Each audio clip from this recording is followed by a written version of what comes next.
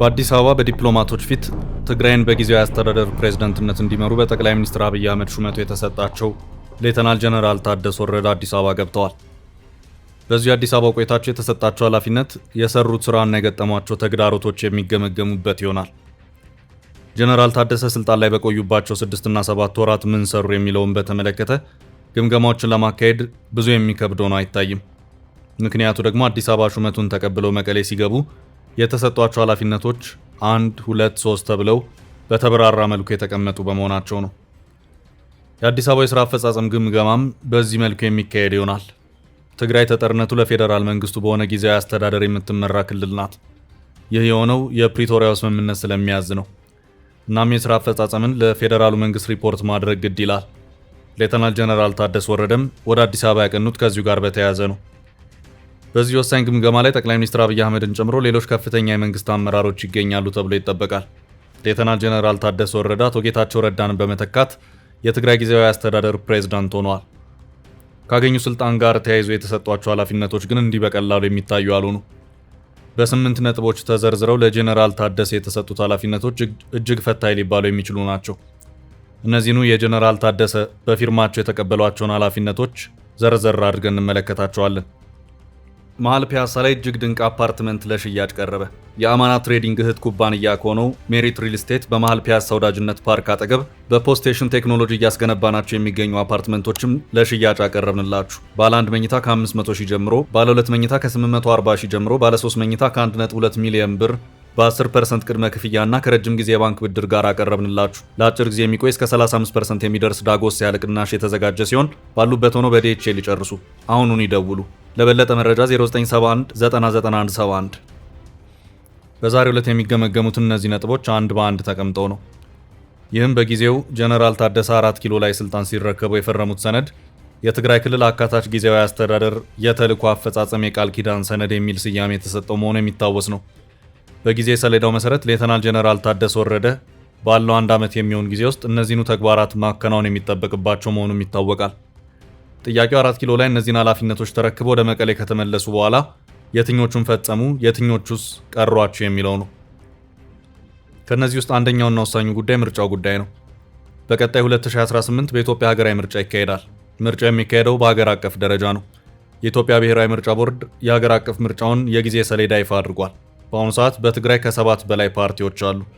በአሁኑ ሰዓት በትግራይ ሳልሳይ ወያኔ፣ ብሔራዊ ባይቶና አባይ ትግራይና አረና ትግራይ፣ ትንሳኤ ሰባ እንደርታ፣ ውድብ ወለዲ ትግራይ፣ ዴሞክራሲያዊ ስምረት ትግራይ ወይም ስምረትና ሹምተንቤን የተባሉ ፓርቲዎች በመጪው ግንቦት ወር በሚካሄደው 7ኛው ሀገራዊ ምርጫ በትግራይ ደረጃ የሚሳተፉ መሆኑን አሳውቀዋል። ህወሓት የተነጠቀውን የፓርቲ እውቅና የማስመለስ ፍላጎት እየታየበት ባለመሆኑ በመጪዎቹ ወራት በፍጥነት ነገሮችን ካላስተካከለ በስተቀር ምርጫው የሚያልፈው ይመስላል። ህወሓት የሌለበት የትግራይ ምርጫ እንዴት ይሆናል በማለት የሚጠይቁም አሉ። ፓርቲው በትግራይ ፖለቲካ ውስጥ 50 ዓመታትን ከመቆየቱ ጋር ተያይዞ የሚነሳ ጥያቄ ነው። በእርግጥ የህወሓትን ትግራይን የብቻ የፖለቲካ ርስት አድርጎ የመቀጠል ጊዜ አክትሟል። ትውልድ ተቀይሯል።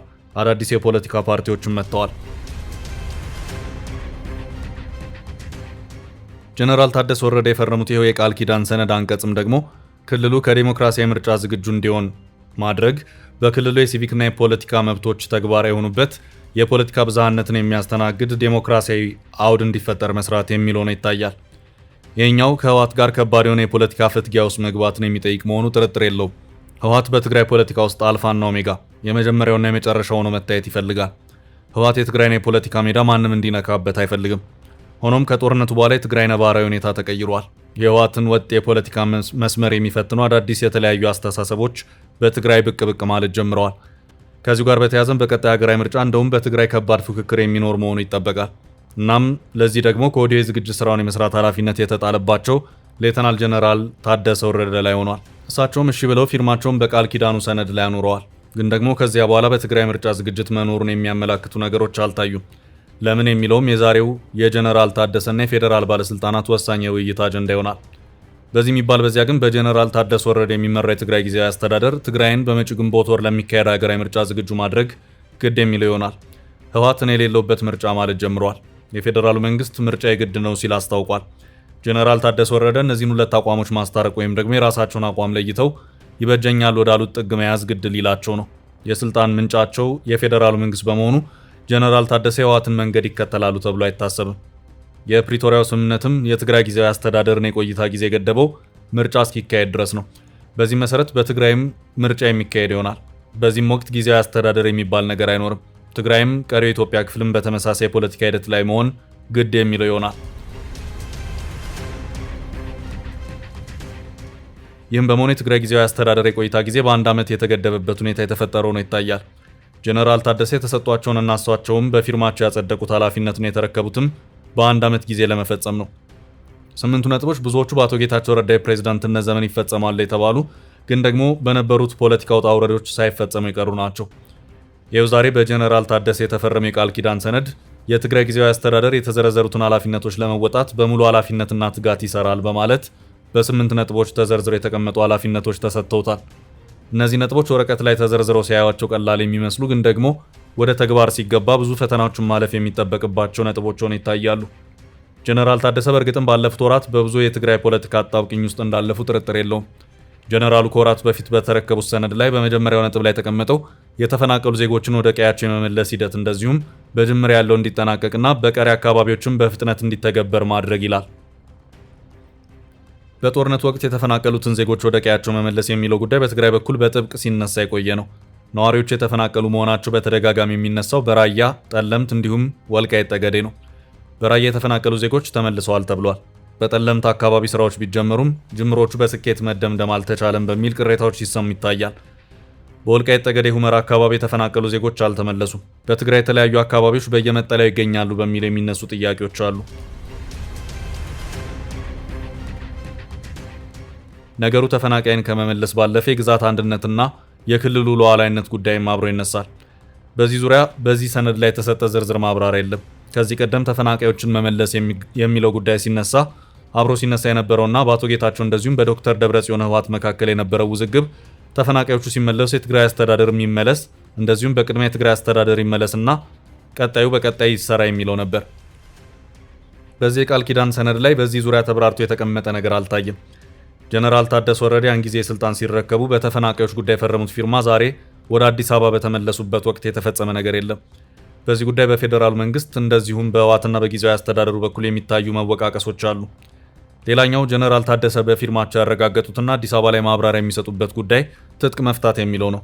ትጥቅ መፍታቱ ታደሰ ወረደ እንደፈረሙት አልሆነም። እንደውም ትጥቅ መፍታቱ ቀርቶ ትጥቅ መታጠቁ በርትቶ ቀጥሏል።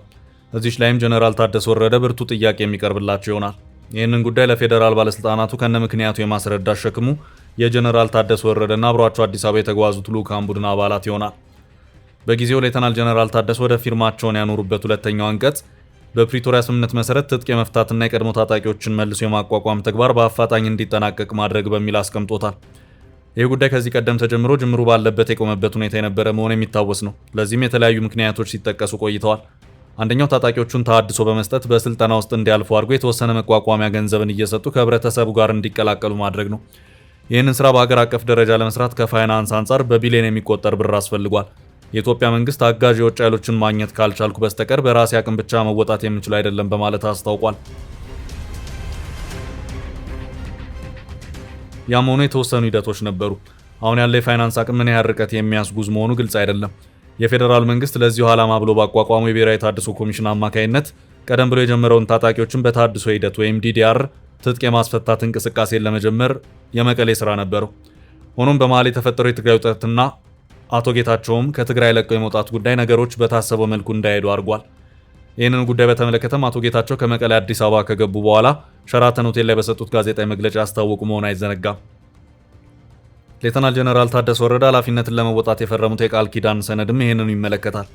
ይህኛውም ቢሆን ቀላል አይደለም። በትግራይ ሰራዊታችን ምሽጋችን፣ ሰራዊታችን የመጨረሻው የህልውናችን ዋስትና ነው የሚሉ ኃይሎች አሉ። በአጭሩ የታጣቂዎች ትጥቅ መፍታትን የማይፈልጉ አካላት የመኖራቸው ጉዳይ ጥርጥር የለውም። ከዚህ ባለፈም የተቀበሩ ከባድ መሳሪያዎችን ሳይቀር አውጥቶ የመወልወል ሁኔታዎችም ታይተዋል። የጦር ኃይሎች ጠቅላይ ኤታማዦር ሹም ፊልድ ማርሻል ብርሃኑ ጁላም በዚህ ጉዳይ ክሳቸውን ያሰሙ መሆኑ የሚታወስ ነው። ጀነራል ታደሰ ወረደ በአዲስ አበባ ቆይታቸው እነዚህን ሁሉ ጉዳዮች ዘርዝረው ማስረዳት ይጠበቅባቸዋል። መድረኩ ቀላል አይሆንም። በሶስተኛ ደረጃ በዚሁ የቃል ኪዳን ሰነድ ውስጥ የተቀመጠው ነጥብ በክልሉ የህግ የበላይነት እንዲሰፍን ማድረግ፣ ለህዝብ ደህንነት፣ ለሰላምና ከጸጥታ ጠንቅ የሆኑ ህገወጥ እንቅስቃሴዎች እንዲቆሙ ማድረግ፣ ለዚህም ተገቢውን የቁጥጥርና የህግ ማስከበር ስራ መስራት የሚለው ነው ይታያል። ይህኛው አንቀጽ በውስጡ በርካታ ኃላፊነቶችን የያዘ መሆኑ ይታያል። ጀነራሉ ይህንን ለማድረግ ጠንካራ ፓወር ኮንሶሊዴሽን የሚባለው አቅምን አሰባስቦ የኃይል ቁጥጥር ወይም ፓወር ኮንትሮል የሚያስፈልጋቸው ይሆናል። ሌላኛውና መሰረታዊ ጉዳይ መደበኛ የልማት ስራዎች፣ መንግስታዊና ማህበራዊ አገልግሎቶች እንዲሁም የመልሶ ግንባታ ስራዎች እንዲሳለጡ ማድረግ የሚል ኃላፊነት ነው። በዚህ የቃል ኪዳን ሰነድ ላይ ለጀነራል ታደሰ ወረደ የተሰጠ ኃላፊነት ነው። ይህኛው ኃላፊነት ሌሎች ስራዎች በአግባቡ መከናወን ሲችሉ አብሮ ሊሰራ የሚችል ስራው ነው ይታያል። አምስተኛ ደረጃ ላይ የተቀመጠውና ጀነራል ታደሰ ፊርማቸውን ያኖሩበት ነጥብ ከህገ መንግስታዊና ከህጋዊ ስርዓት ከሀገር ሉዓላዊነትና ከፕሪቶሪያ ስምምነት ያፈነገጡ ግንኙነቶችና እንቅስቃሴዎች እንዲቆሙ ማድረግ የሚለው ይገኝበታል። እዚህ ላይ የህወሓት ሰዎችና የትግራይ ወታደራዊ አመራሮች ሲታሙበት የነበረውን የኤርትራ ግንኙነት ጉዳይ መልክ ለማስያዝ የተሰጠ ኃላፊነት ነው። በኢትዮጵያ ህገ መንግስት መሰረት የውጭ ግንኙነት የሚፈቀድለት የፌዴራሉ መንግስት ብቻ ነው። ክልሎች ከፌዴራል መንግስትና እርስ በርሳቸው ከሚያደርጉት ግንኙነት ውጪ ከየትኛውም ሀገር ጋር የጎንዮሽ ግንኙነቶችን የማድረግ ስልጣን አልተሰጣቸውም። ከሆነም የፌዴራሉ መንግስት ይሁንታ ማግኘት ግድ ይላቸዋል። ከዚህ አንጻር የህወሓት ሰዎች ያለ ፌዴራል መንግስት እውቅና ከኤርትራ መንግስት ጋር ግንኙነቶችን እያደረጉ ነው የሚለው መረጃ ሲሰማ የነበረው በውጭ ሚዲያዎች ሳይቀር ነው። ይህንኑ ሚስጥራዊ ግንኙነት ተደርጓል የሚለውን በተመለከተ ህወሓትም የኤርትራ መንግስትም እየደጋገሙ መግለጫ ሰጥተውበታል፣ በጥብቅም አስተባብለዋል። ከወራት በፊት ሌተናል ጀነራል ታደሰ ወረደ አዲስ አበባ ላይ ስልጣን ሲረከቡ በፈረሙት አዲሱ ቃል ኪዳን ላይ ደግሞ ይህንን ጉዳይ በሚጠቅም መልኩ ለጀነራሉ ኃላፊነት ተሰጥቷል። ይህም ኃላፊነት ቢሆን የጀነራል ታደሰ ወረደን ቁርጠኝነት፣ ታማኝነትና የስልጣን አቅምን አሟጦ የመጠቀም የሚጠይቅም ነው። ሆኖም ከዚያ በኋላ ጽምዶ በሚል የታዩ ግንኙነቶች አሉ። ግንኙነቱ የህዝብ ለህዝብ ግንኙነት የሚል ሽፋን የተሰጠው ነው፣ ግን ደግሞ የፌዴራል መንግስት ጥያቄ ውስጥ የከተተው ግንኙነት ነው። ይህኛውም ጉዳይ ቢሆን ለጀነራል ታደሰ በጥብቅ የሚቀርብ የዛሬው የአዲስ አበባ ውይይት መድረክ አካል ነው ተብሎ ይጠበቃል።